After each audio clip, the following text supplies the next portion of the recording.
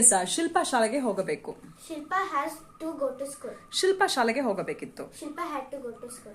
ಶಿಲ್ಪ ಶಾಲೆಗೆ ಹೋಗುವ ಅವಶ್ಯಕತೆ ಇದೆ. Shilpa needs to go to school. Shilpa ಶಾಲೆಗೆ ಹೋಗುವ ಅವಶ್ಯಕತೆ ಇಲ್ಲ. Shilpa need not go to school. Shilpa ಶಾಲೆಗೆ ಹೋಗುವಲ್ಲಿ ಜವಾಬ್ದಾರಳಾಗಿದ್ದಾಳೆ. Shilpa had to go to school. ಶಿಲ್ಪಾಳಿಗೆ ಶಾಲೆಗೆ ಹೋಗುವ ರೂಢಿ ಇತ್ತು. Shilpa used to go to school. Shilpa ಶಾಲೆಗೆ ಹೋಗಬಲ್ಲವಳಾಗಿದ್ದಾಳೆ. Shilpa can go to school. Shilpa ಶಾಲೆಗೆ ಹೋಗಲು ಸಾಧ್ಯವಿಲ್ಲ. Shilpa cannot go to school.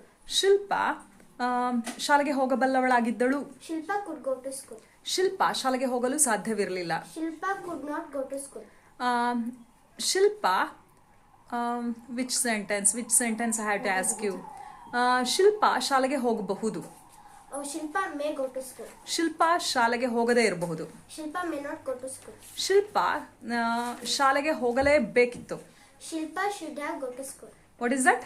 Shilpa should have gone to school. Yes Shilpa ಶಾಲೆಗೆ ಹೋಗಬಲ್ಲವಳಾಗಿದ್ದಳು. Shilpa could have gone to school. Shilpa ಶಾಲೆಗೆ ಹೋಗಬಹುದಿತ್ತು. ಆ ಶಿಲ್ಪ ಶಾಲೆಗೆ ಹೋಗ್ತಿದ್ಲು. Shilpa would have gone to school. Okay. And Shilpa ಸಂಜೆ 6 ಗಂಟೆ ತನಕ ಶಾಲೆಯಲ್ಲಿ ಇರ್ತಾಳೆ. Shilpa will be at school. Will be at school till 6 p.m. Very good. Shilpa ಶಾಲೆ ತನಕ ಹೋಗ್ತಾಳೆ. Shilpa goes to school.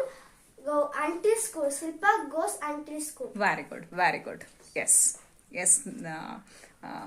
Very good.